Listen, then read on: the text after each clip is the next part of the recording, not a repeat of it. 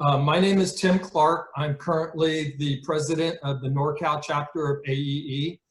Proud to serve for the last 2 years. And so again, welcome you all.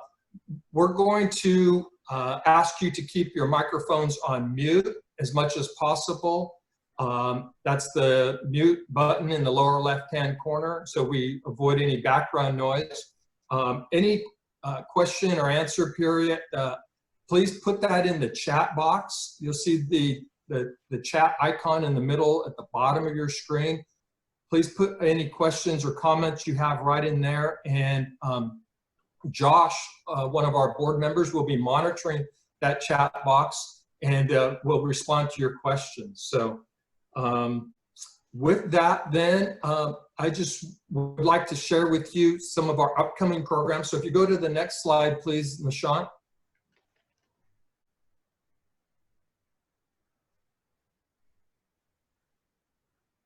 Okay, we have the next 3 months of programs planned. We normally meet all the way through June or July in the summer. So our board has been working to get these programs developed and scheduled. So upcoming in October, we have Mr. Michael Callahan, an engineer with the National Renewable Energy Labs, speaking to us about energy storage, microgrids, and water and energy resilience. So we're looking forward to that presentation. Should be a good in-depth discussion. That's a lunch and learn. That's a noontime program from noon to 1 o'clock.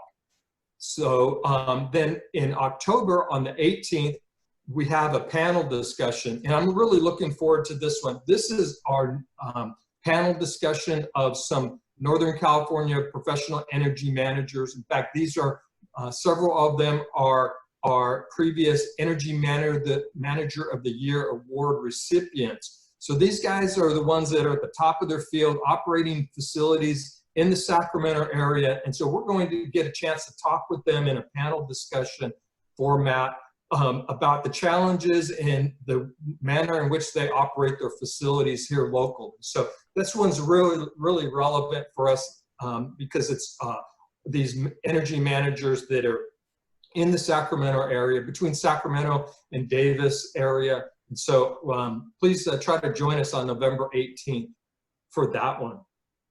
And then coming up on December 9th, we have a presentation by Steve Cromer, professional energy engineer. And many of you may know Steve. He is the trainer and facilitator for the AEE CMVP certification, the Certified Measurement and Verification Professional certification. Steve's going to share with us aspects of M&V that we may not consider all the time. And then Steve's been in the trenches of energy management and energy engineering for years. He's going to share with us a collection of energy stories, maybe the good, the bad, and the ugly, if you will, about energy management. So look forward to those programs coming up. And then as we develop more programs, we'll share our newsletter with you and make sure that you're aware and can join those. Okay, if you go to the next slide, Nishant, I would like, and I have the great pleasure to introduce to you the board of directors for the NorCal chapter. These folks serve tirelessly all year long to develop programs, activities, newsletters, all the different aspects that you know and look to expect from your Northern California AEE chapter. So again, myself, Tim Clark, I'm serving as the president. Josh Sharperthar is our vice president. Josh does a great job, and he'll be stepping into the position of president next year. Fred Thwaites is our secretary this year, and he develops programs along with Brian Lina. Brian is one of our founding members. He serves as our treasurer and our awards chairman. So we'll be hearing from Brian here in a moment. Brian Tanahashi is our immediate past president, and Nishant Arora and Heather Benner are members at large. That means basically we get to use them and work them in any capacity that we can find. Mostly it's program development, setting up programs like this webinar this afternoon. So I also wanted to introduce to you that joined us on the call this afternoon is Courtney Bonaz. Courtney is one of the founding members of AEE NorCal back in, help me out you guys, 2005 was 2009. 2009, okay. So Courtney, I want to thank you for joining and appreciate you and all the work that you've done, and look, it survived and flourishing to this time. Today is a presentation on decarbonizing California state buildings. As many of you might have known that this was an event which we had planned for this summer, but unfortunately because of the pandemic, that building tour had to be delayed. And I mean at some day, like, we'll surely have a visit to the zero net energy buildings in downtown Sacramento. So with that, introducing you to Dan Bergen. So he's a sustainability manager with Department of General Services. Dan is a California licensed architect and a LEED fellow with over 30 years of experience in design and construction. This includes 18 years of developing California's green building policy. Dan has led the development of California's Executive Order B1812, the Green Building Action Plan, the California's Zero Net Energy Policy, and LEED certified buildings. Dan has served as a green building advisor to Cal Green and GSA. He has served on a number of boards and advisory committees, including twice on the US GBC, as well as the LEED MR Committee and US GBC Advisory Council. Frankly, your list is awesome. I mean, the technical policy and design work which you have done, it's a great honor to have you over here, Dan, today. So we also have a co-presenter in Neil Steiner. So Neil is the managing director of Glumac with over 10 years of experience. He helps clients with building decarbonization efforts and zero net energy goals. He has a bachelor's in architectural engineering and is a professional engineer. He's also a LEED AP and DBIA. Neil, it's a pleasure having you. So I do read that you have a building which is slated to attain LEED Platinum. Which one is it? Okay, probably like we'll have Neil. Hey there, sorry, just lost my mute button here. Awesome. Hey everyone. Hey, so which building is it which is receiving the LEED Platinum? Well, many of the projects in the DGS portfolio that are under design right now are seeking LEED Platinum. Mm-hmm. And is it the Clifford Allenby Building as well, which you are presenting on today? Yes, it is. Awesome. Happy to say. Yeah, well, with that, like, I'll probably, give it to Dan, you, and Neil, you. So moving on to the next slide. Yeah. Great, thank you. I'm really happy to be here. Can you hear me? Yes, we can hear you. Awesome. Will you go ahead and go on to the next slide, please?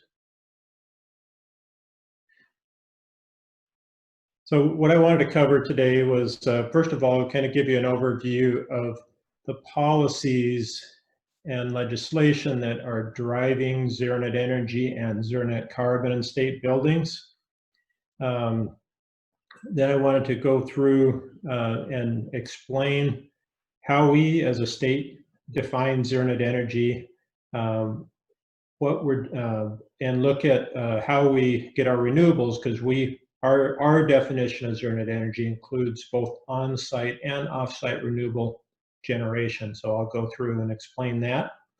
And then talk about zero net carbon, because that's kind of where we're going next, and it's actually where majority of our most recent new buildings are going zero net carbon, and you'll get a real close-up view of one of our projects that's nearing completion today, but it's pretty exciting. Go ahead and go to the next slide.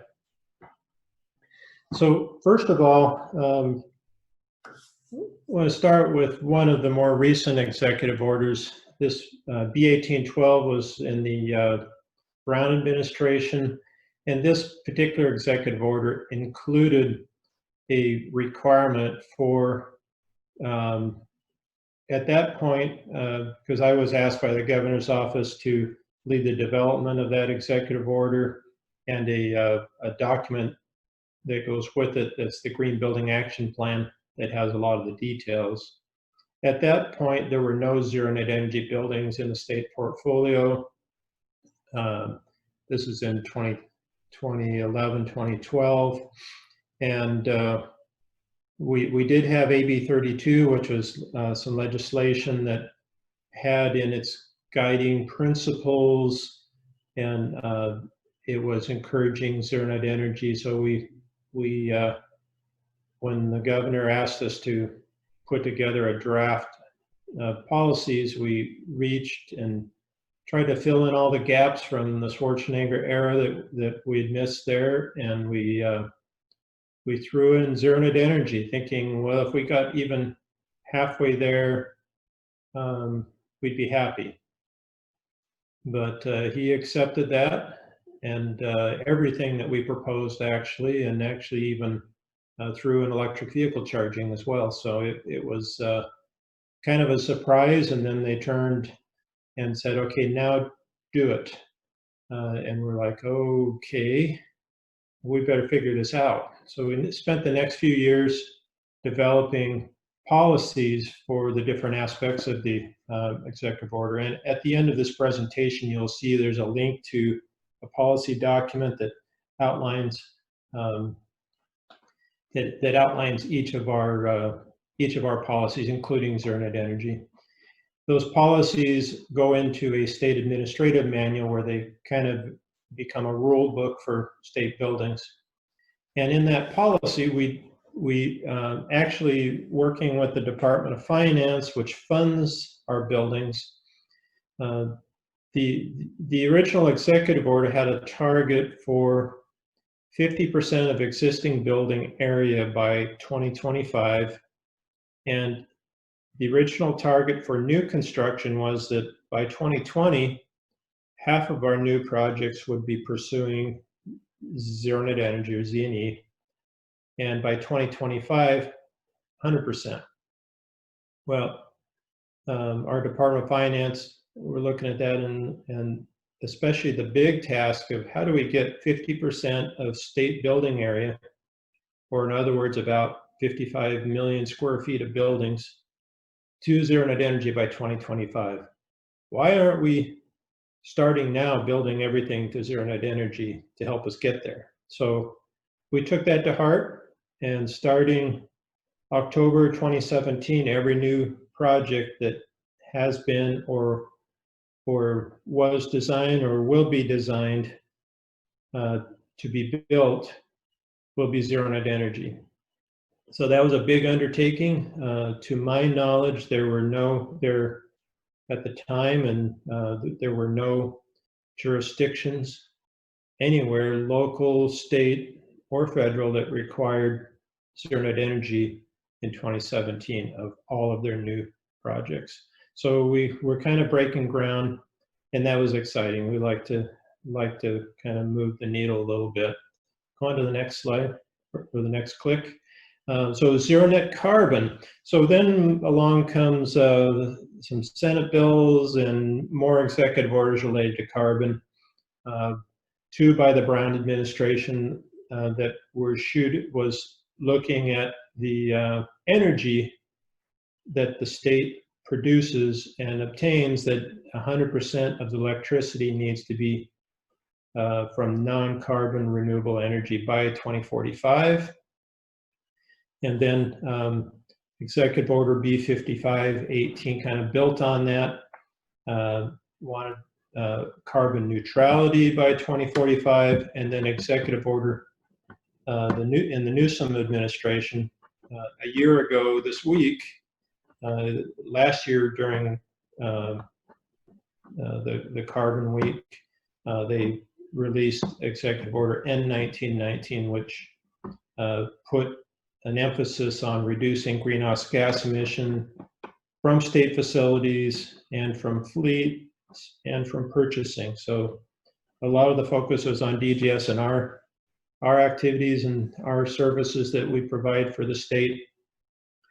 But another big piece of that, which I'm not mentioning here, was looking at investments that the state makes, that those need to reflect climate change and resiliency. So that is an effort, big effort that is underway, and there was another executive order issued yesterday that addressed that in part, and I'll touch on that a little bit later. On to the next slide.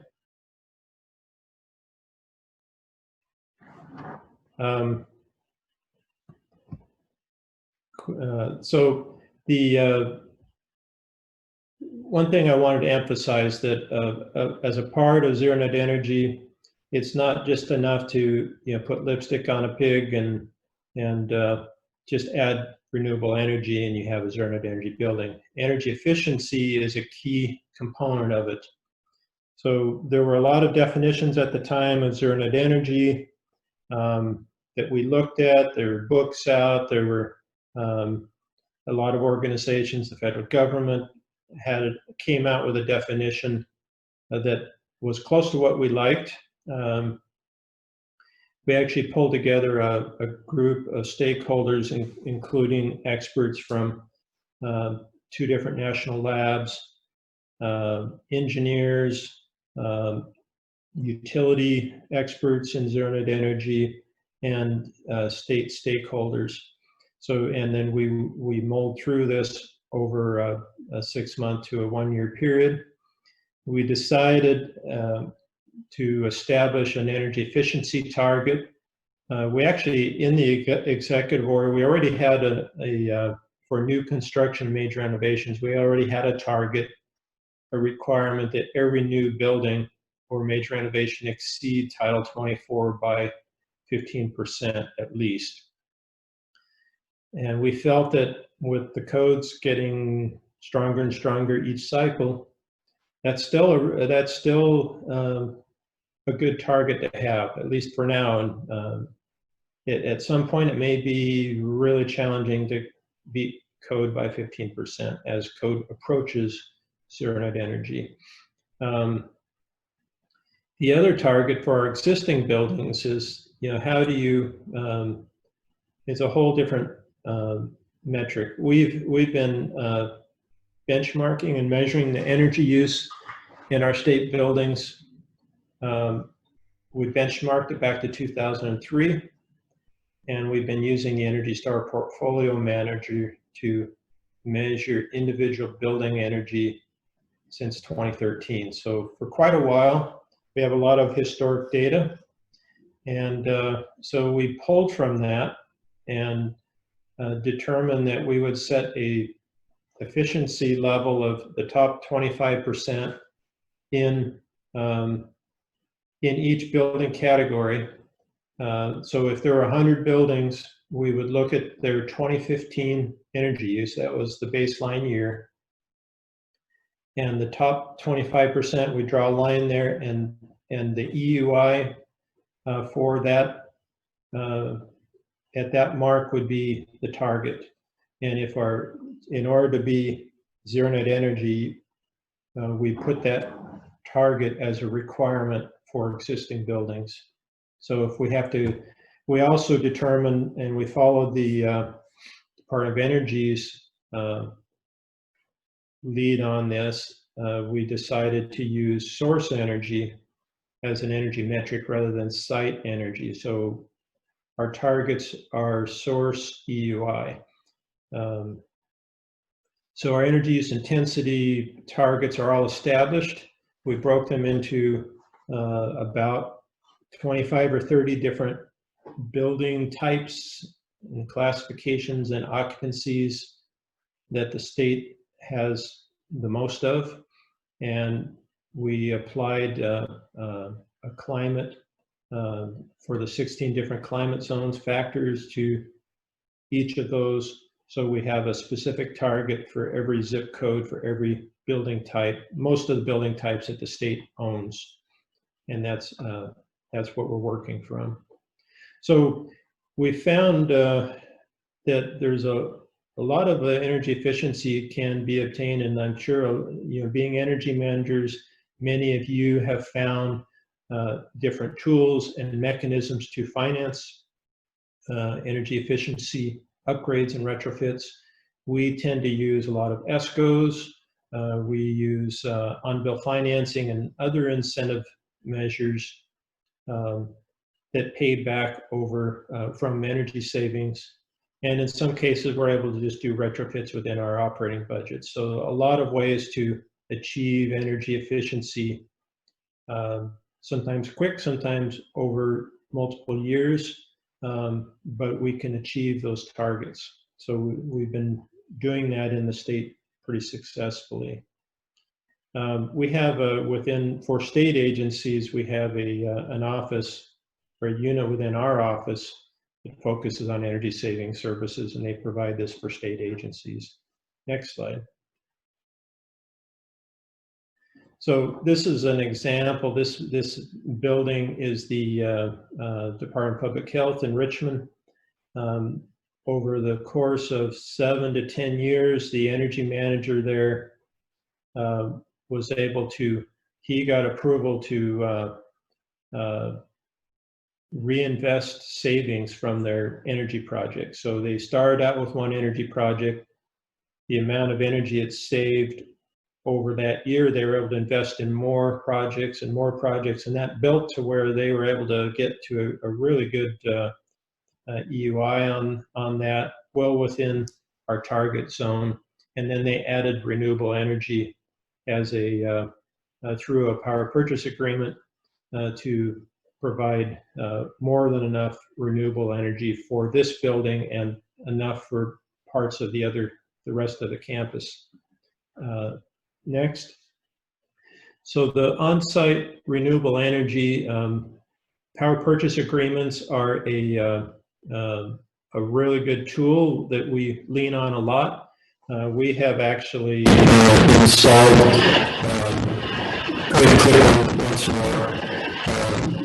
we have installed, I think, over 60 megawatts of power purchase agreements at state facilities. These are typically 20 to 25 year agreements. Most of them are ground mount or rooftop, some parking canopies. Additionally, wind turbines. We have a few correctional facilities that have wind turbines that are about 2.5 megawatts each. We get a really sweet deal out of this, fixed energy costs for 20 to 25 years. So when the utility rates go up, we're paying the solar contractor and the solar companies a fixed rate. There's very little escalation for just the conveyance of the energy that may go up slightly, but we save millions of dollars over time. And the sweet thing about this is that these companies maintain the equipment. They pay for everything. We just do a zero cost land use agreement with them, so they get all the incentives, and that's how it helps drive the cost down. Next. So yeah, 62 megawatts. By the end of next year, we are hoping, we have in the works around 100 megawatts. So that's a huge, we're off to a good start. And we have a unit within DGS that focuses on clean energy generation and puts together these projects at state facilities. Next slide. So on-site energy isn't possible everywhere. We have a lot of buildings in urban centers. Some have grid restrictions. So we have had some success finding and partnering with our utilities. I know Ryan's on the call. We worked with Ryan and some of his colleagues at SMUD on a solar shares program. Click, please. So this is we've used a community solar agreement, and this again is a 20-year agreement. The RECs are retired on our behalf, and we end up again with a relatively fixed cost over the period of this 20 years. So in this case, the first solar shares installation went out at Rancho Seco, which is a decommissioned nuclear plant. A lot of open space around there, and you could see that that's getting filled up now with a lot of renewable energy. So through 2 agreements with SMUD, we are projecting over $10 million of savings over a period of time of the agreements. So we're excited about that. This is it pays us back, and that energy is dedicated to providing power for our facilities in our portfolio. Next. So this is just a picture of some of the state buildings that have achieved zero net energy. These are, we have some lottery commission buildings. The Cal Lottery was an early pioneer on the state side. When they saw the executive order, they had a new construction project underway, and they are in the course of building like their 7th or 8th field office that will be zero net energy. And so a number of those are on here. Some DMVs, our first DMV project was in Fresno, and was actually an add alternate to add the renewables to the project. And the project came in under budget, so they were able to add that, and that became our starting point. Click again, and you'll see the buildings that are pursuing zero net carbon. So there are some more that are not pictured here, but virtually all new buildings that are starting now should be pursuing zero net carbon. I know our large buildings are. Next slide. So these are just a few. There's a few pictures of some of the zero net carbon buildings under construction downtown, and you know, I have to admit I have not been downtown in 6 months since this whole thing hit. I'm sure some of you have, and you've seen this and other buildings like the one that Neil will talk about, probably much further along construction than when I last saw them. So this is at 10th and O Street. This building will become swing space for the state capitol when it undergoes renovation. Next slide. This project is down on Richards Boulevard, 1.25 million square feet, complex of buildings that will also be zero net carbon. Next slide. And this project, exciting project down in Riverside for the California Air Resources Board, a new laboratory and offices down there.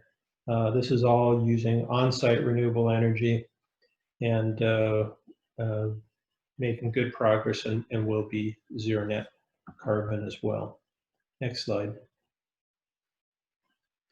So I wanted to explain the portfolio approach, and this approach was kind of introduced in the Department of Energy's definition of zero net energy.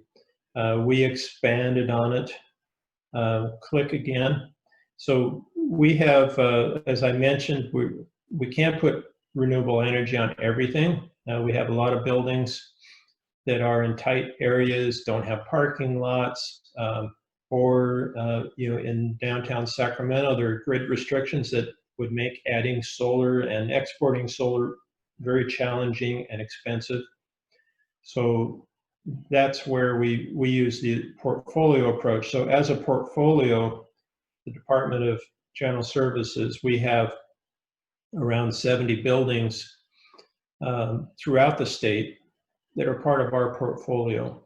Some of them have the ability to have solar installed. And for example, at the Franchise Tax Board near the light rail station in Sacramento, that we have a installation of solar from a PPA installed there.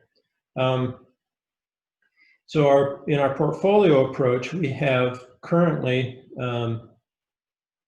30% of our portfolio is zero net energy, about 22 buildings. We have another 5 that are under construction or in design that will be zero net energy. Some of those are net carbon as well. We have, by 2025, there's another building that will become part of our portfolio that is very energy efficient. That's the Cal EPA headquarters. And that we will also add that to our zero net energy portfolio by adding renewable resources to it. And then we have a number of major renovations that are planned or were planned to be completed by 2025, and that will be reevaluated. Those projects are on hold currently due to the budget and the things that have come up this year, and some of that may be reevaluated as the need for state office space is reevaluated. And then we have another 14 buildings that are within 15% of our energy targets that we're working through energy projects to try and drop down to a level to where they are eligible for ZNE with the addition of renewable energy. Next slide. So click on that again. So what are some concepts for zero net carbon facilities? Go ahead and click down there. So first of all, we have a lot of equipment that is aging, boilers, HVAC equipment that use natural gas, and same with steam boilers. So one of the first strategies is how can we electrify that? How can we transition from, and this picture is from the Sacramento Central plant, how can we transition from a carbon using equipment to all electric, and then work to make all of the electricity renewable. So that's what we're working on, looking at different options for that. Additionally, electrifying transportation, I'll touch on that coming up. And then, how can we go, we've been moving the state toward a zero emission vehicle fleet and installing charging infrastructure all over the state. We actually have a mandatory contract for diesel to use renewable diesel, which is not biodiesel, but has a much lower emission factor. It's not zero carbon, but it's lower. So that's a no cost change up for us, especially on our backup generators. We're approaching that through environmentally preferable purchasing. This DGS also manages the state's procurement process and purchasing of everything from vehicles to food to airplanes. And increasing our renewable energy. Next, please. Oh, and then finally, the investments that the state makes to make sure that they are climate responsible, and that's been a big emphasis this past year and currently. One more. So the renewable energy approach, go ahead and click. So in our case, we have 3 of our buildings, we were able to have on-site renewable energy. I mentioned the Franchise Tax Board has a 3 megawatt PV array. Caltrans District 3 office in Marysville. And just this past year, we added the DOJ building in Sacramento, another 2.5 megawatt PV. And then we have, so those are our 3 on-site generators. And then we have the 2 community renewable programs through SMUD. So the total of all that is about 41% of our total energy use for our portfolio. So we, in order to get to 50%, we will need to add about 9% more capacity, or about 14 megawatts capacity. And we are working with SMUD on another agreement that would add more capacity as they expand their program. But as a state, since we can't do this on every building, we can do it as a portfolio.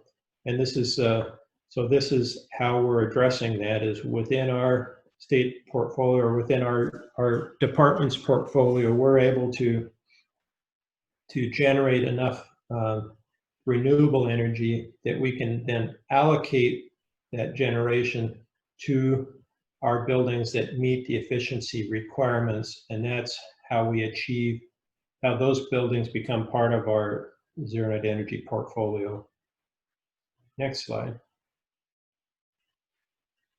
So yeah, currently we have enough for 41%. So this table has 3 different zero net energy certification or verification programs. The first 2 on the left are the International Living Future Institute has a program where you can certify your building to be zero net energy. Does not allow any combustion on the site, except in kitchens when there's no other alternatives. The US GBC now has a LEED Zero Energy certification. And then the third one is the program that we developed, where we verified internally through energy data and actually put together a ZNE calculator to go through and calculate the results on that. And our projects that are pursuing that use that calculator to demonstrate that they meet zero net energy. And there's no fee for ours because it's self-verified and backed up internally here. Next slide. So what's on the horizon? So these are the big topics right now. Decarbonizing state buildings. So this is one of my big efforts right now, along with the climate change resilience and mitigation. This is something that we're actually developing a policy right now that we hope to issue within a few months, that would have requirements for state buildings to implement measures to make the buildings more resilient to climate change and to mitigate and remove carbon.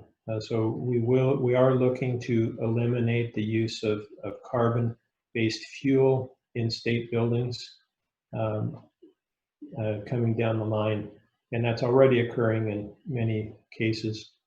Executive order yesterday that was issued, N7920, now has set a target that starting 2035, all passenger cars and trucks sold in California will need to be zero emission vehicles. So that's pretty bold, but that came out yesterday. And I wanted to point out that we are also starting to touch on embodied energy through our procurement division. We're requiring that at least in 3 different building material categories that environmental product declarations be submitted that show how much, what the carbon impacts are of those particular building materials. And starting next year, I think they will actually have thresholds that they cannot exceed. Next slide.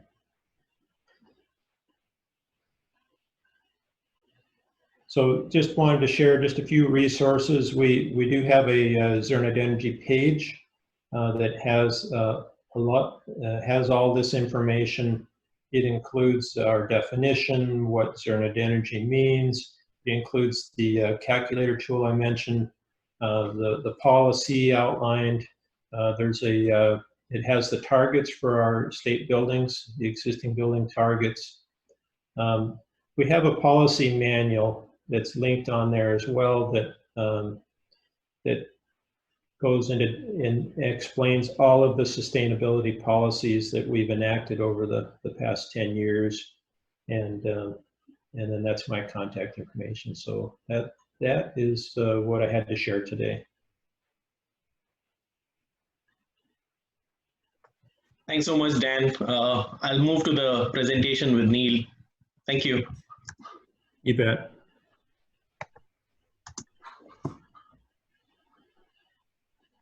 Okay, everyone hear me?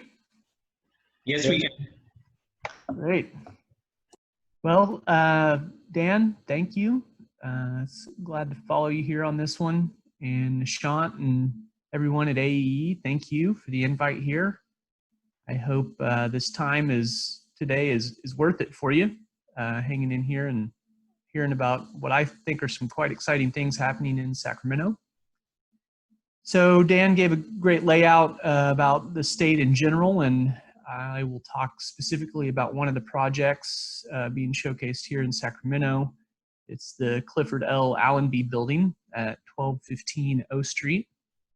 It's an 11-story high-rise office building pursuing LEED Platinum, zero net energy, and zero net carbon as well.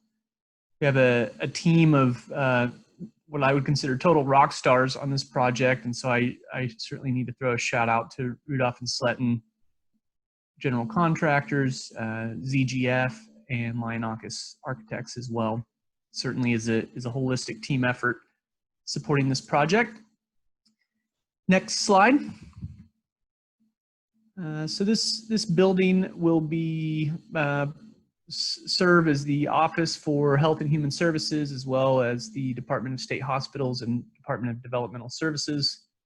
It is the first building under the SPIF program, a new mechanism for DGS to provide funding. It's actually been in the works for quite some time, upwards of a decade, I believe, prior to even beginning design of this building. So to be on the implementation side of such a long journey is humbling, and so we hope to do it justice. Next slide. A couple items that we'll talk about today are the critical success factors that DGS provided for the project, and I want to mention those because I think they're applicable in a lot of projects, and you're going to see them becoming more applicable in current situations and future states that we'll be in. Definitions around the topics of zero net energy. I think a lot of people can look at it a variety of ways, and so we'll talk about how we looked at it.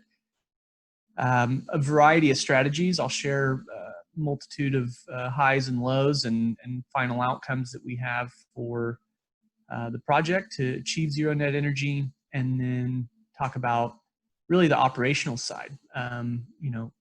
If the building does not get operated in alignment with the way that it was designed, it's not going to achieve the goals that it was set out to be. So making sure that the folks in the field that have to deal with this after the fact have an understanding of what the system can and can't do, and that we've designed it in a way that supports their general workflow. Next slide. Next slide. So these critical success factors really, they were great. They were the guiding light in design. Anytime we would come up with options or have debate over what solution was best, this was our doctrine that we would come back to. And a couple items that really kept popping out multiple times was engaging the community. So really having a space where science is on display, so to speak, have it be welcoming as well as educational. Transparency of what we're doing. So you'll see that not only in our decision making in the design, but also the systems we put in, such as, you know, prolific, lots of metering, prolific metering, and throughout the building, so we know what's actually happening. In addition to zero net energy, this project also pursued water conservation, and we'll talk about that a little bit. And, you know, I guess I just really want to emphasize the importance of water as well as good air quality. We took those items just as seriously as zero net energy on this project and had a variety of outcomes that we'll share. And then just designing around longer term, you know, a base of 50-year design standard, but really wanting this building to be lasting much longer than that. You know, I think we've last couple decades had a tendency to build quick and fast. And unfortunately, that doesn't give us these, you know, champion buildings that last many decades, if not centuries, as you may see in other parts of the world. So I think it's really important that we come back to those roots and design buildings in a way that they're meant to be there for a long time. Next. So, variety of ways to define zero net energy. Dan alluded to it earlier. We focused on it at the source of this project. You know, at the end of the day, we need to be able to account for all the energy in the system from where it gets extracted and produced to where it gets delivered and transmitted down the distribution lines to the building itself. So it goes beyond the building. You know, some of you are probably aware, but, you know, majority of the useful energy of coal, for instance, when you burn it, goes up in smoke right there on the spot when it's combusted, and then that spins a generator or heats steam, heats water, spins a generator, produces electricity that then gets distributed down, and you lose, you know, another 30% or so on its way from the power plant to the building. So a majority of your energy when it's in the form of coal gets used up and wasted away. And so that has carbon impacts to it, and we need to be able to account for that. Other technologies such as solar and wind they may be subject to distribution losses as well if they're at a remote location, but they operate in a pollution-free state. And I think that's really what's driving all of this. Next. So looking at the building, we started from the outside in. We first started looking at site and trying to understand where heat island was, where there was unwanted exposure, where there was desired sun exposure, and started looking at the building skin as well. And so, you know, thankfully California Title 24 standards have pretty high expectations with regard to your building envelope with the wall insulation and the glazing performance criteria. So that was a good place to start. And in Sacramento, we're in a relatively mild climate. All things said, yeah, we can have some hot days, but it's for relatively short periods of time. Typically, there's a nice diurnal swing that cools things down in the summer nights, and then in the winter, you know, it's certainly rare to get below freezing. And whereas there's other parts of the world that, you know, your extremes can be significantly bigger extremes as well as much longer durations, you know, weeks on end at below freezing temperatures. So we didn't have to worry about that too much. But what we did focus a lot on was daylighting and how to get that useful daylight that's outside deep into the space. And, you know, a topic that comes up a lot now that we really strive for on designs is what's known as daylight autonomy, which is basically if the sun's out, and the building's being occupied, the lights shouldn't be on. Now that's easier said than done, and certainly, you know, building size, shape, and orientation can have significant impacts on the ability to get daylight deep into the space. And daylight deep into the space does not just mean large glass at the facade. Whenever you put large amounts of glass at the facade, you inevitably bring in more unwanted heat gain because the insulation value of windows is far less than that of the walls, not to mention visual discomfort that comes along with it, such as glare and having really high contrast in the space. We've all walked indoors from being outside and have to wait for our eyes to adjust a little bit before we can really understand what's going on. If your eyes are constantly doing that in your work environment, going from bright to dark, it's going to be a very unproductive space. So we, in all these decision-making items, we really put ourselves in the feet of the shoes of the user to make sure that what we were doing was not just blindly looking at zero net energy. You know, we determined very early that the quickest route to failure would be to give energy efficiency a bad name by making a unsuitable space indoors. So a good example of that is the glare. You know, they say someone gets a lot of glare, they could misconstrue daylighting for discomfort. You know, so we wanted to make sure that everything was getting a good name.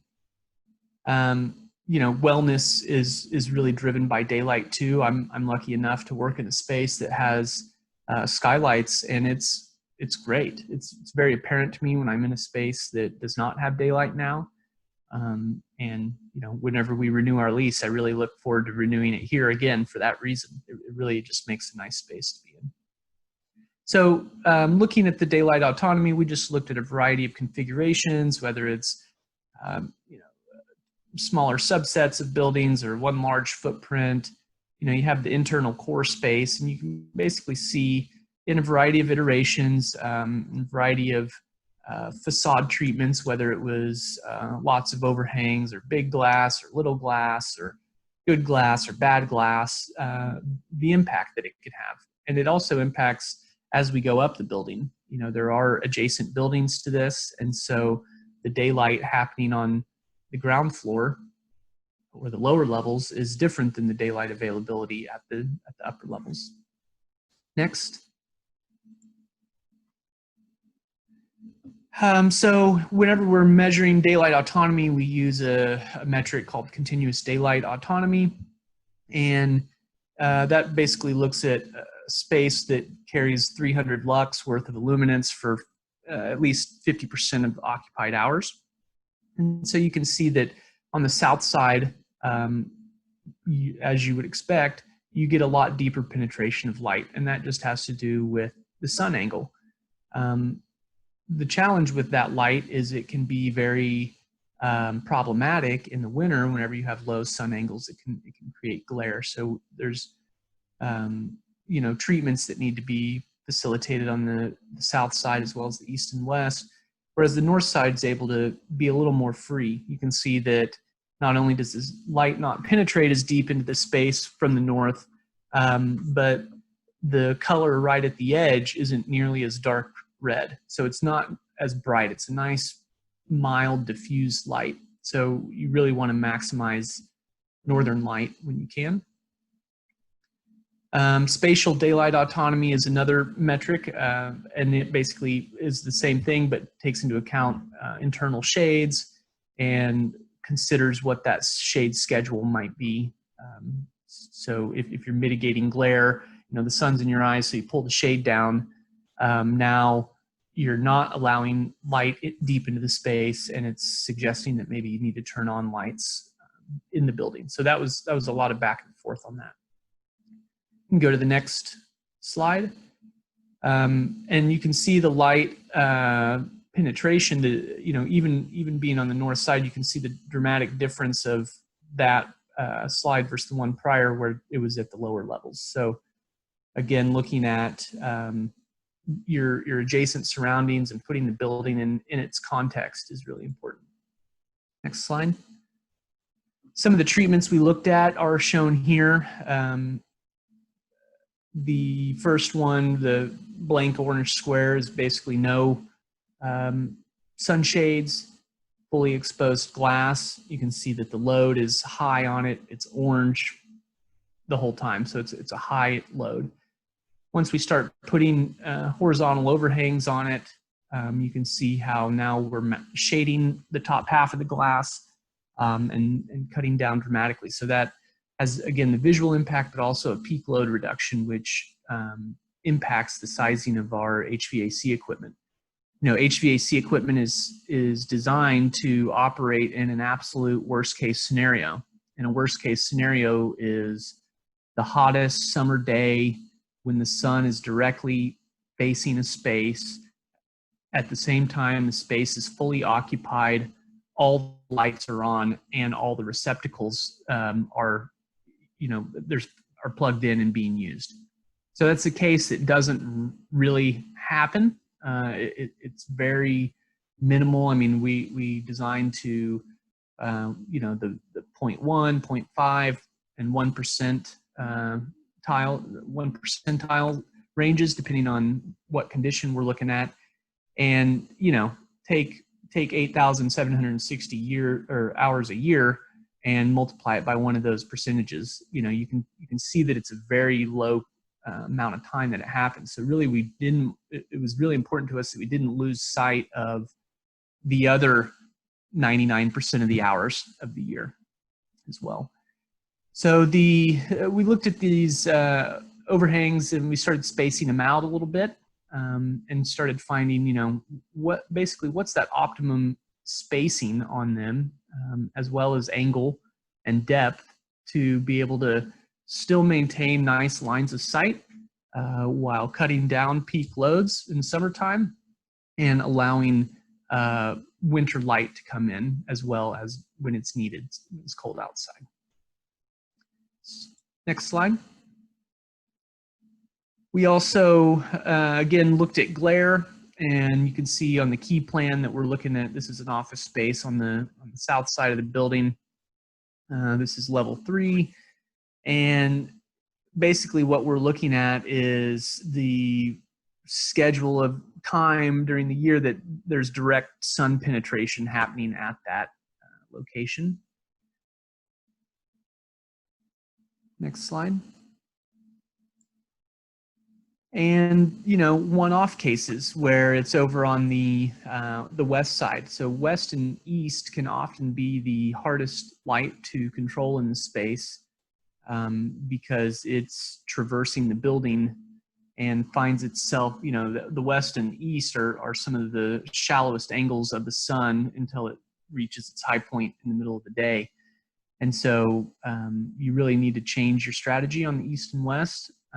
Where you might do horizontal sunshades on the south, you want to do vertical sunshades on the east and west to be able to break up that light, so that if you do have a glare condition, it only happens for a short period of time. So we were able to identify that, yeah, glare happens, but maybe if that's the time to get up, go walk around a little bit, refill your coffee, and come back, and the glare will be gone. Next slide. So talking about water optimization, this building is capturing rooftop rainwater. It's capturing condensate from the air handling units. It's capturing shower drain water and lavatory drain water. And all of that gets collected in a large tank in the basement and passed through a gray water treatment skid system, which basically consists of pumps and filters and sterilization components. And then that's used to flush toilets. And so by doing that, we've dramatically offset the amount of water that we would otherwise have purchased. And you can see that there's a relatively even breakdown between condensate and rainwater. Next slide. So our target energy use is for this building 24.8. The state had set a goal of 30 EUI, which was pretty aggressive, but we committed to 25 EUI for our project. And in some cases, some iterations got down as low as 22 EUI, but for one reason or another, we decided to not go with certain design strategies because, again, it was either limiting in the maintenance or operation of the facility, or could provide misperception of the value of sustainability. One of the critical success factors you may have noticed I didn't mention was innovation without undue risk, or without undue risk. So, basically wanting to be leading edge, but not bleeding edge. And risk found its way into our vocabulary in a variety of forms, whether it was money or energy or perception or equipment failure or backup. So there's a lot associated with that. What's really telling to me about this image is that half of the energy in the building is attributed to equipment loads. And those equipment loads are the food service space in the lower floors, as well as the plug loads and all your miscellaneous equipment. I mean, just think of a typical workstation with computers, et cetera. We got about 1,300 of those throughout the building. And then a big contributor was the telecom infrastructure for the building, the IDF, MDF, IMPO rooms that hold all the server equipment for the building. And, something to really point out on that is server equipment is very rarely, if ever, runs at its peak condition. It's always running at a part load condition to the tune of 35 to 50% of nameplate data. So this was a big point of conjecture during design because, folks on the IT side, whether it was designers or contractors or owner representatives, said, well, here's all our nameplate data, and so you need to provide enough cooling for all that. And, we'd run the calcs and say, well, that basically doubles the amount of cooling needed at this building if you want us to do that. And so we went back and forth onto what that right number of diversity was, and actually ended up connecting with the Chief Information Officer for DGS, and he had measured data of their data server facilities and confirmed that they never exceed 35% of their nameplate data. So we ended up putting a little safety factor on there, sizing it for 50%, just in case, they densify in the future, which, was another point of conjecture on this. Is that even going to happen with everything going in the cloud? But at the end of the day, half of the energy use is attributed to behavior, and half of it is technology. And so really want to make that point because, again, if it's not operated the way that it's designed, we're not going to be able to realize these goals. Next slide. So this is a great overview slide, just showing all the different strategies throughout the building. So I'll just highlight a few of them. We have radiant conditioning. So we have 4 air handlers on the roof that provide ventilation through a raised access floor, also known as underfloor air distribution, UFAD. That air, basically, it's a raised floor 16 inches off the floor plate, and it's a supply air plenum. So those air handlers fill that plenum, basically acts like a balloon, and then just kind of bleeds out slowly throughout the day. And so one really nice thing about underfloor air distribution is that the velocity is very slow because it's the source is right at the person. So think of a typical overhead system. There's a diffuser way up in the corner 25 feet away from the people, and it's conditioning all that air before it gets down to you and connects with you. And so there's a lot of wasted energy there, and we actually end up overcooling to be able to move the air through that space so that by the time it hits you, it's actually comfortable. So we'll, you know, common design temperature for cooling air is 55 degrees supply. And we're operating at 63 degrees here. And that 8 degrees saves lots and lots of energy. And it changes a variety of things within the system, ultimately for the better. But it's, you know, I kind of make UFAD systems analogous to barbecue. It's low and slow. It's, you know, low distribution and slow velocity. Low.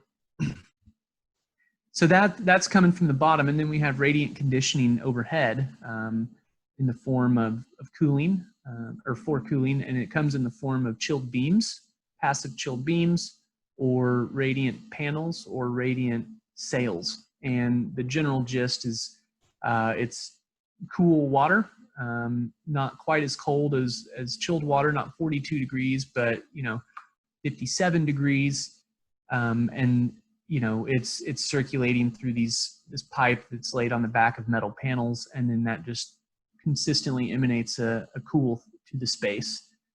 So we've all sat next to a window, a sunny window on a winter day. You know, the window may be cold to the touch, but you're feeling that radiant heat from the sun. So it's the same approach, same method of heat transfer, but it's just on the cooling side. Metering is abundant throughout this building. We have it on all systems to cover all end uses, and we even have it down to the receptacle level for, down to the circuit level for receptacles.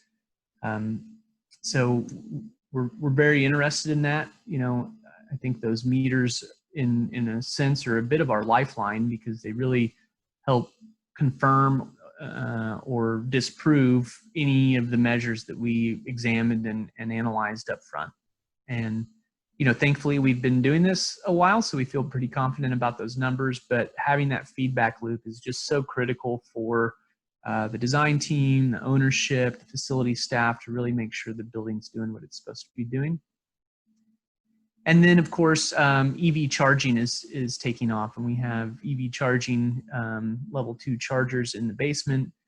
And this was probably one of the most contentious points of the project as well. You know, on one side, we wanted to maximize EV charging stations at the parking lot across the street as well. And you know, at the end of the day, not all stakeholders were into that. Some even have felt that EV charging is not the future and it's just a fad and it's going to go away.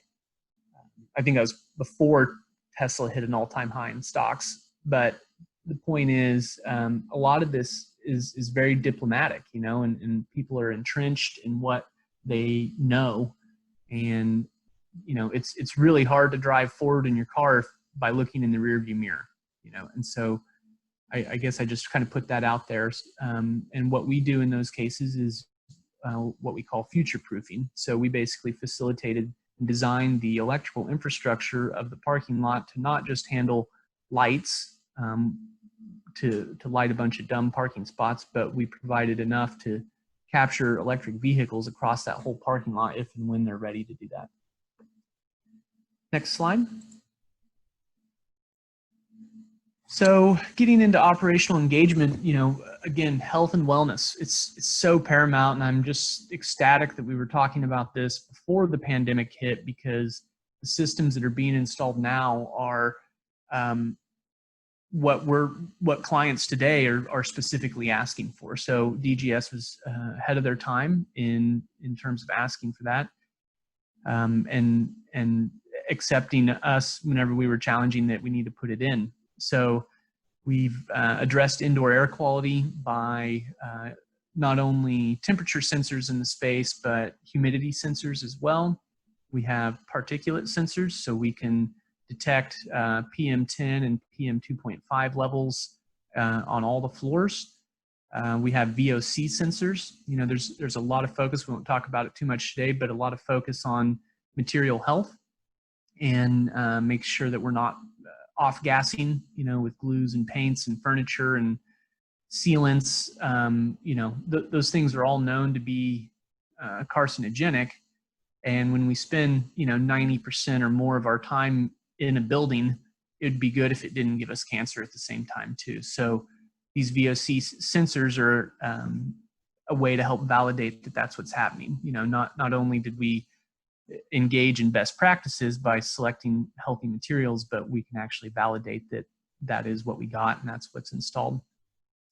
You know, we talked a lot about daylighting, and we provided a number of explorations about shades and what that right shade dynamic is, and finding that balance between energy savings, visual comfort, and maintenance. So in the condition that somebody gets up and goes and pulls the shade down for the 10 minutes that glare is in their eyes, what happens to the other 7 hours and 50 minutes of the workday that it's down?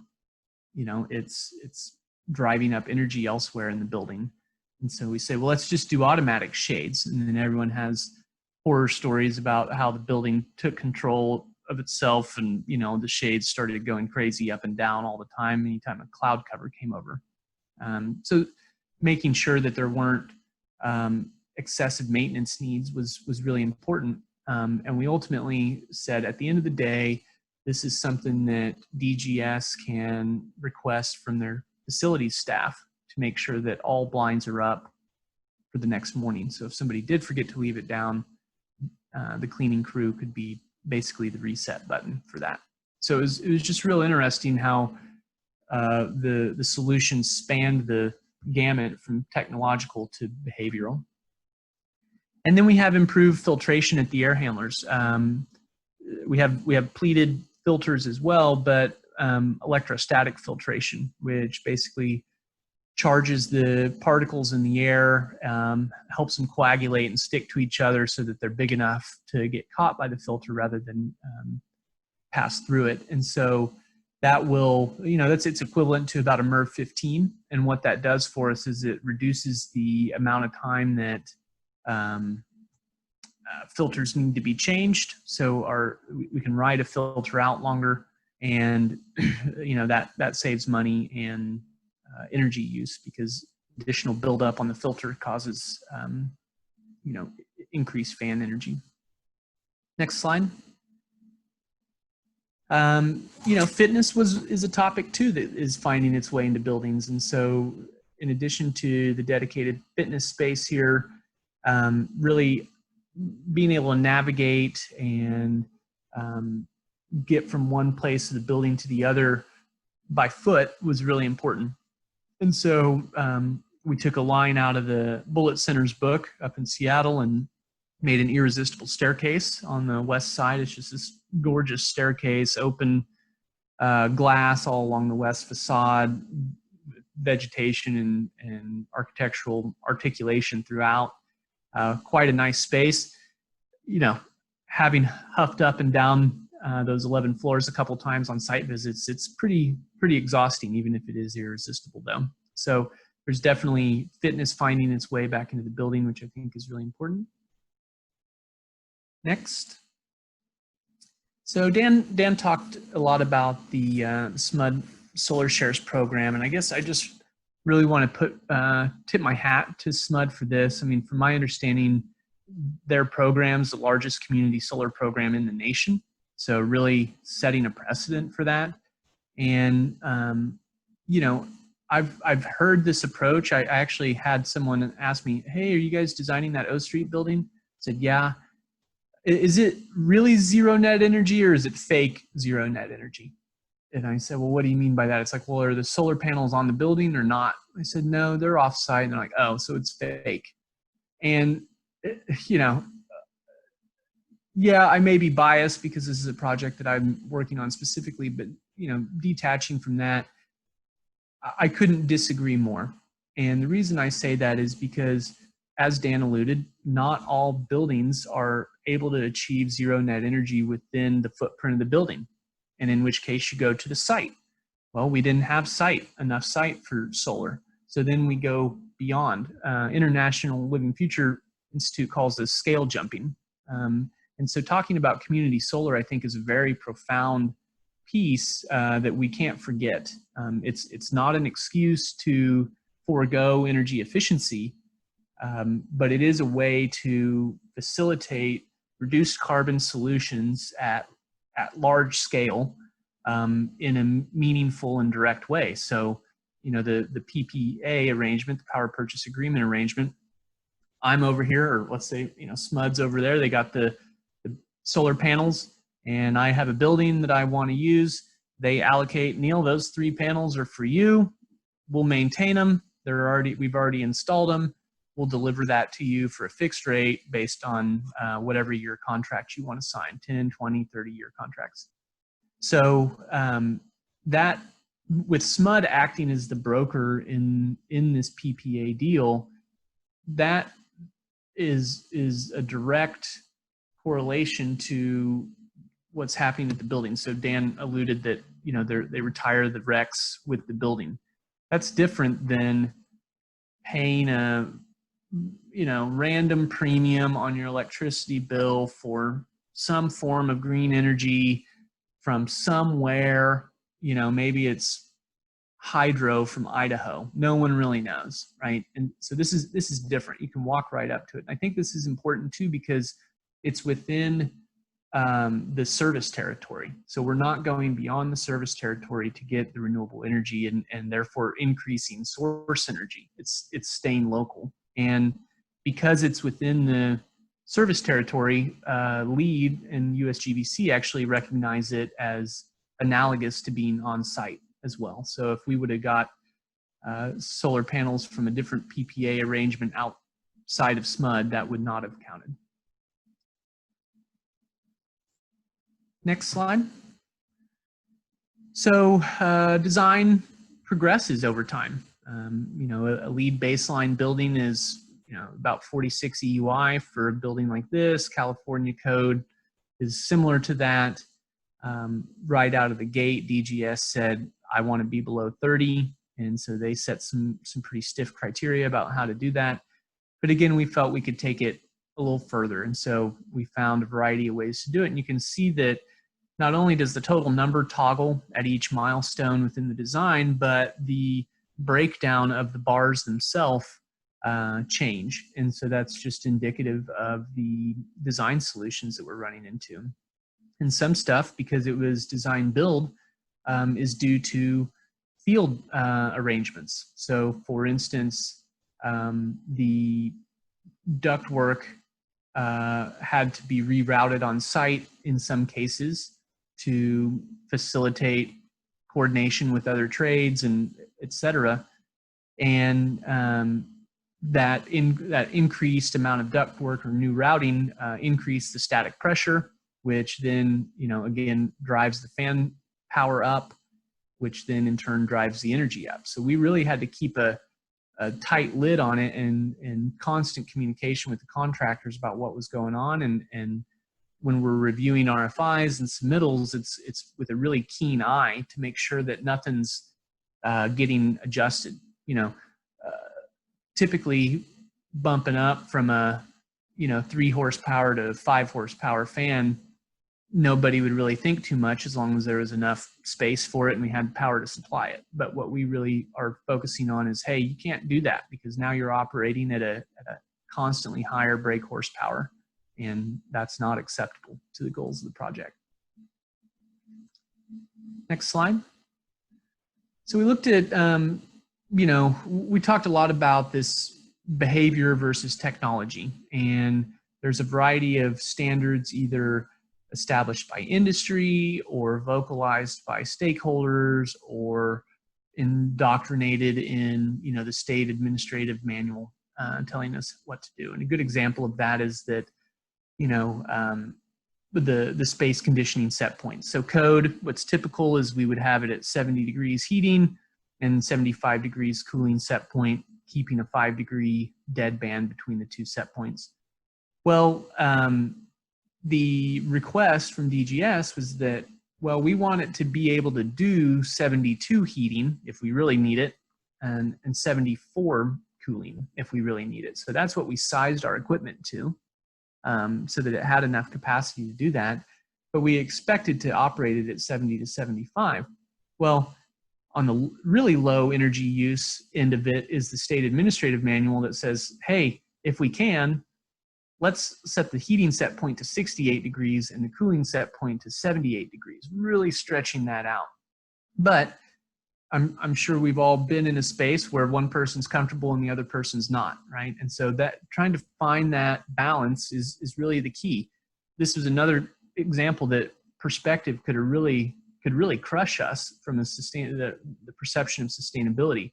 If the space is uncomfortable, well, it's because it's too energy efficient. That's why, that's why I'm wearing a sweater in the wintertime, is because this building focused so much on energy efficiency that it sacrificed thermal comfort. So we really wanted to help DGS understand what these different measures were that they could possibly look at. And so the ones we examined were the space conditioning set points, the receptacle loads, what happens when, Susie brings a space heater from work, what's going to happen. So we put some factors into that to account for that and help understand how that would be.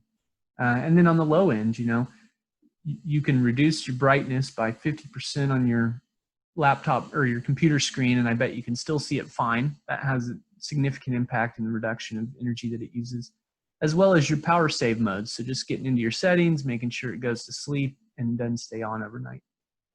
Food service loads, this is a tricky one too, because how much are people going to eat, and I guess it kind of depends on what kind of food it is, and if they're any good at cooking it, and so there's a lot there that we could estimate and we could benchmark and sure reference a bunch of industry standards, but a lot of this was coming down to what's actually going to happen though. I don't really care what the industry standard says, I want to know what's contextual to this project. Looking at the elevators, of course, was one. We have regenerating elevators, and that basically conserve energy through the exchange of potential and kinetic energy, and looking at how often those elevators were moving and how often they were loaded can have a significant impact on its efficiency.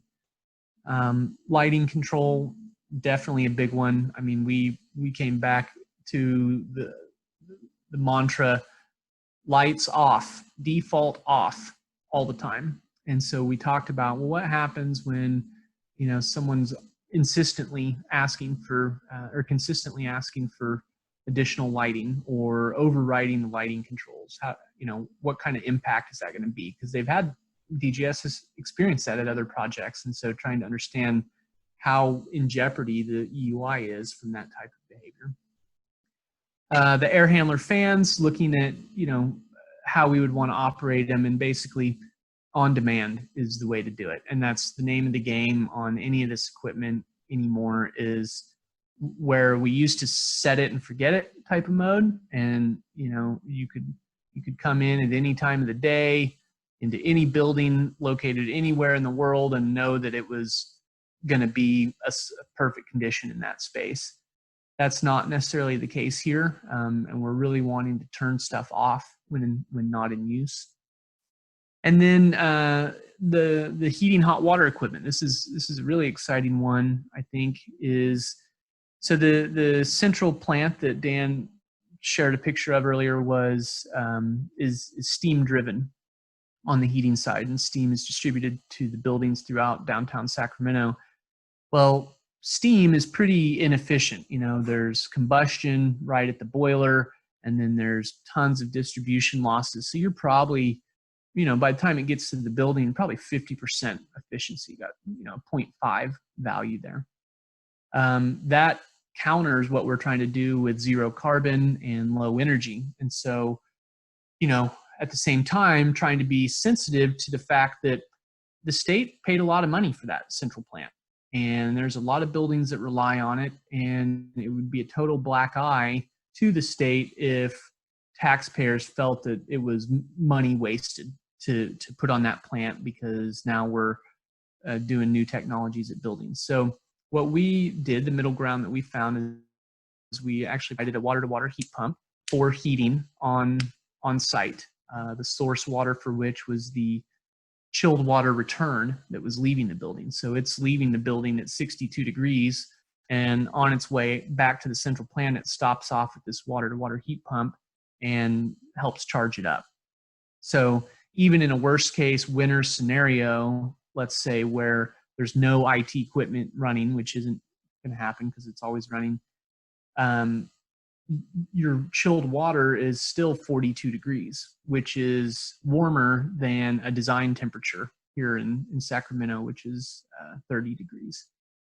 So we felt that was a good middle ground because it captures a majority of the heating energy through the year in a very efficient way, to the tune of 3.2, a COP of 3.2 instead of 0.5. So significantly more efficient distribution than the steam, but we're also connected to the steam as a full backup. So to give DGS confidence that they're never going to be in a situation of trying new technology and it failing on them and then them having an ice cold building in the middle of winter, we connected to the steam.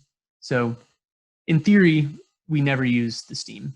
But in reality, it's there for backup and for peak conditions on like a morning warm up in the wintertime. Next slide.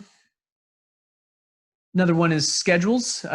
This and weather are the first places we go whenever we're validating energy performance. We have a projected value, we get actual values from the field, and we quickly look what was the weather condition in our energy model and what was the operating schedule in our energy model, and how does that compare to what reality is. So super important to understand how those are impacted, across the different internal loads, whether it's occupancy or lighting, air conditioning equipment, domestic water heating, etc.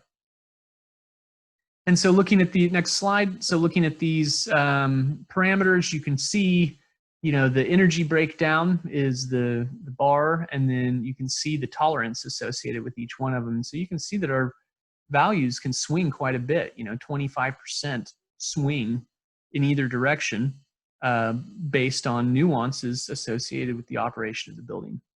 So this helped give confidence to the state that the 30 is achievable, the 25 is what we expect, and we can actually, it is possible to go lower if we really wanted to push the limit there. Next slide. So again, I think I've talked about the behavioral piece. I can't stress enough that this is the challenge to zero net energy in high performance buildings. It's not technology.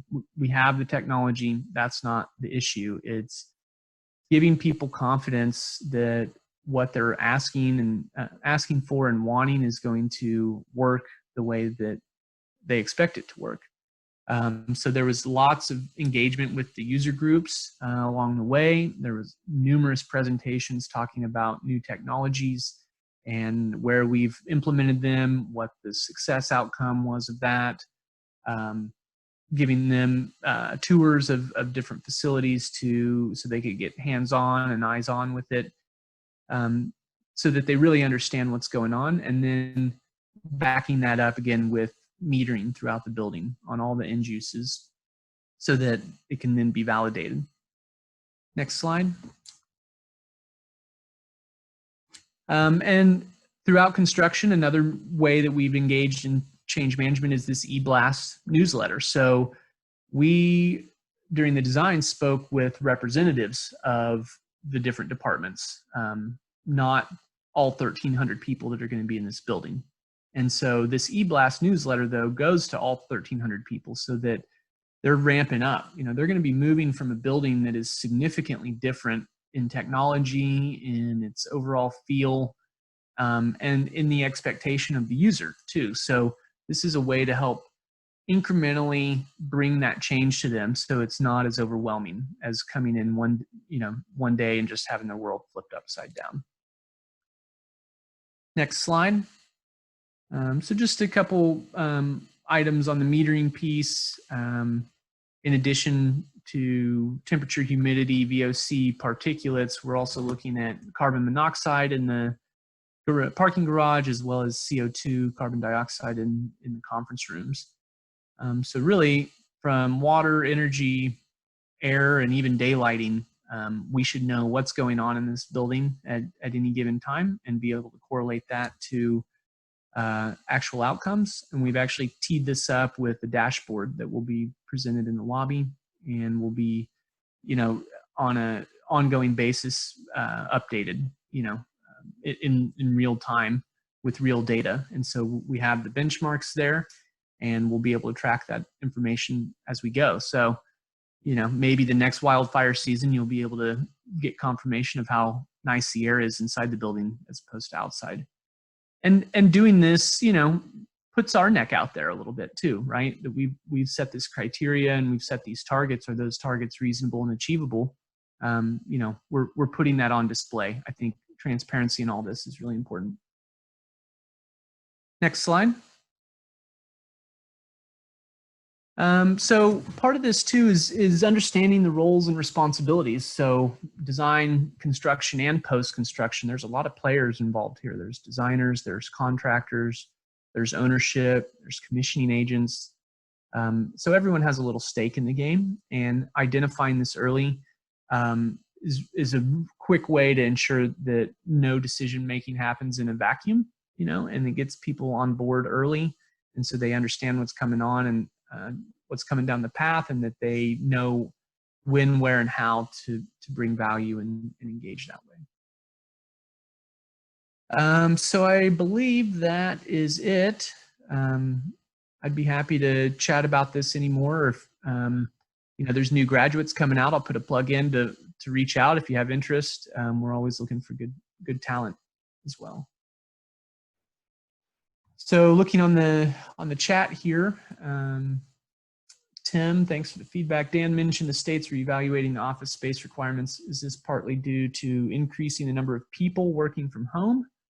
Does ZNE consider the offsite energy use of the IT cloud? Dan, I'll let you chat about evaluation of office space requirements, but from an IT cloud standpoint, it should be addressed and captured, absolutely. And that could be done in a variety of ways. If it's at a central point, a dedicated allocation of PV just for the DGS cloud, or if it's incremental budgets that get allocated to each building based on their perceived usage of the cloud. But yes, 100% we need to be addressing that and not just kicking the can down the road just because we can't see it. Josh, you want to ask the next questions? I know some have. There's one question from Mitch asking, can you define what the state considers non-carbon renewable energy? Yeah, I'll address that.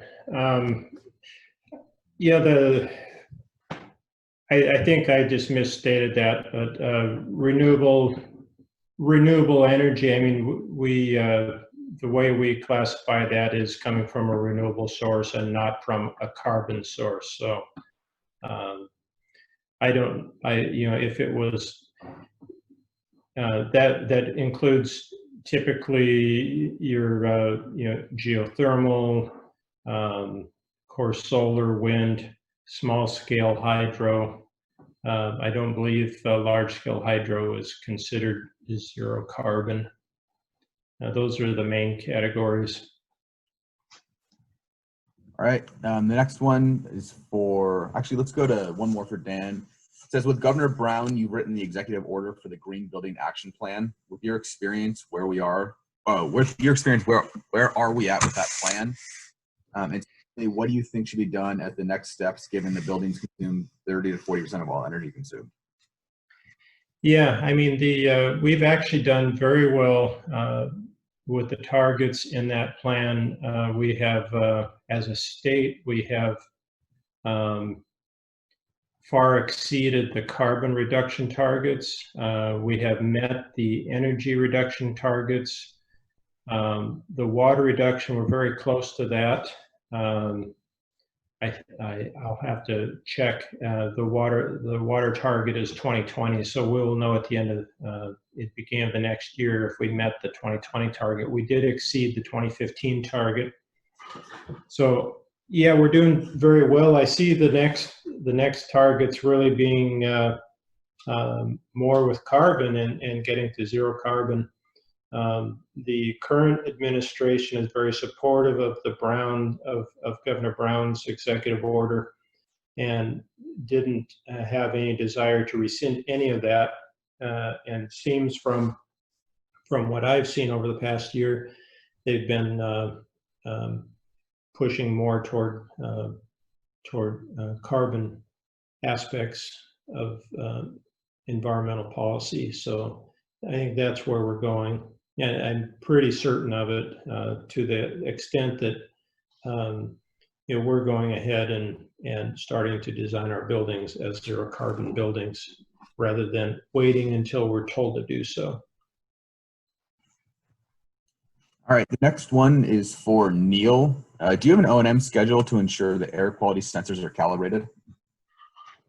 Yeah, we have O&M manuals galore for all this, and training of the facility staff is certainly part of it, and making sure the equipment's doing what it's supposed to do day one via commissioning is very important too.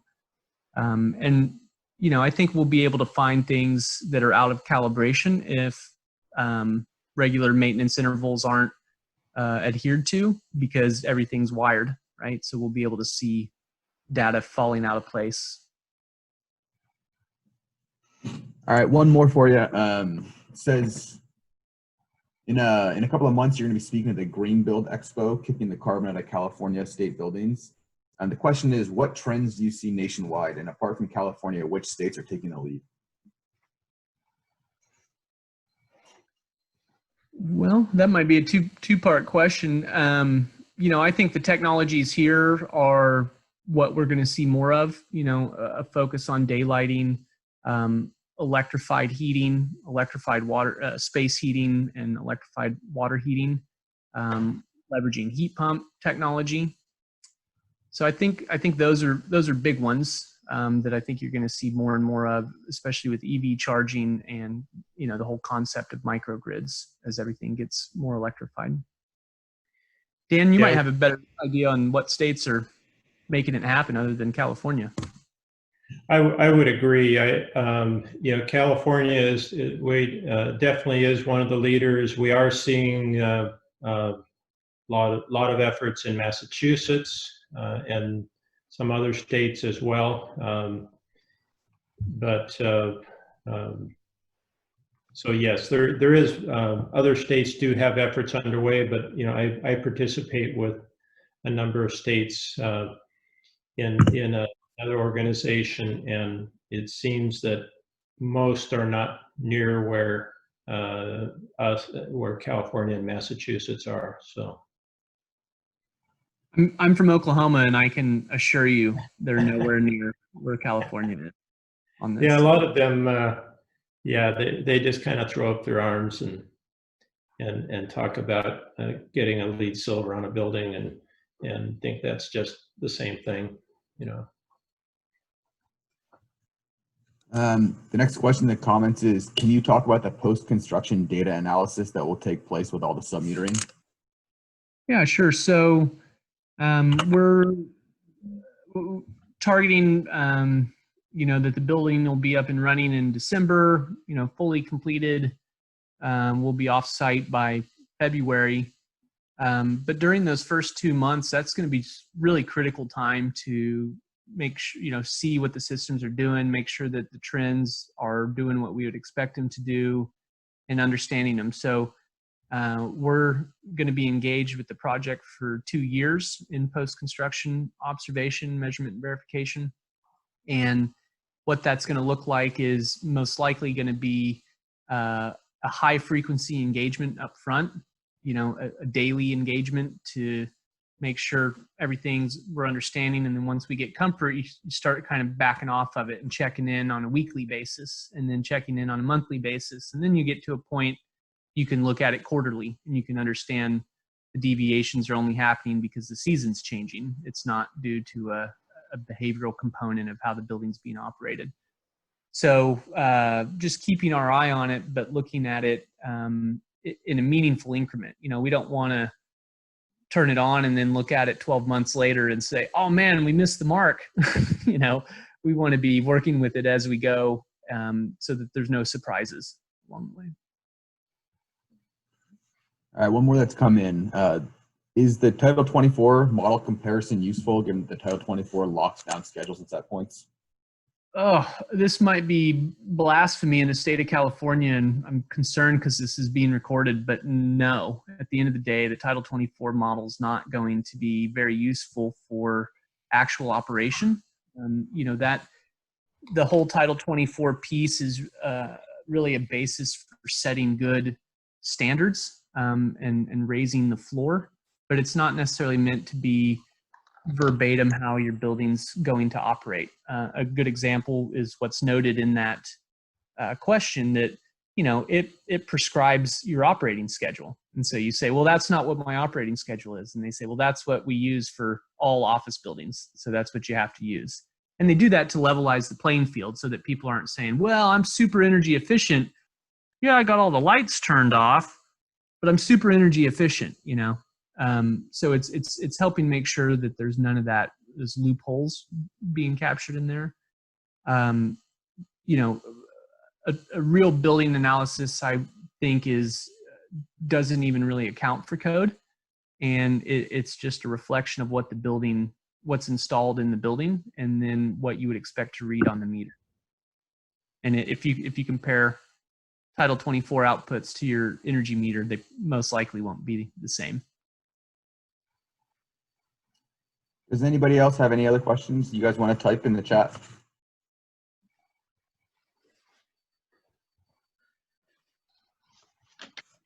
$30 seconds or so. Tim, do you have any final comments that you want to talk about? Well, I'll just thank our speakers, Dan and Neil. This has been amazing presentation. We've gone from the macro of ZNE and ZNC to the micro down to the monitoring the circuits. I mean, you've taken us from the beginning of the topic to the very end of it, and hopefully this isn't even the end of it, because when the building's constructed and we're able to visit it, I'm hoping that we may be invited to take a tour of it, and in a year or so maybe check back on the performance of it. So I'd like to use this as a living laboratory. But thank you so much. It's been very, very worthy of this presentation's been wonderful. So thank you both very much. Yeah, thanks, You're welcome. Dan and Neil. Like, we need to replicate more of you in all the states. I mean, our mission and goal is to educate people engaged with the industry to foster sustainable development, and you just did that, you know, right from the top till the very smallest meter in a building. So thanks so much, and we are glad that we are recording it as well. So like, please follow us on social media for like future events. Search for AE NorCal on Facebook, LinkedIn, Twitter, or Instagram. We are there. We will have this presentation on YouTube as well.